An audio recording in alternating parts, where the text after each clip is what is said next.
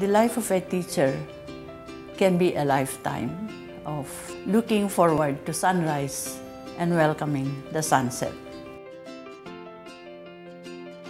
I taught almost all the grade levels, and I remember when I was a kid, I was already a teacher because my friends would always ask me to teach them how to read, how to write.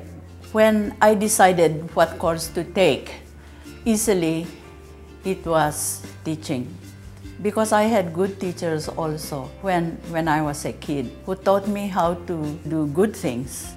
While I teach, I learn.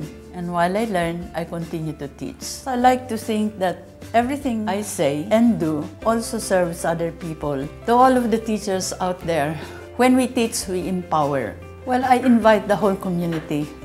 I like to think that we are all teachers in the process, even if we are not trained as teachers. But if we do it together, we will have more solutions to the problems that we have today.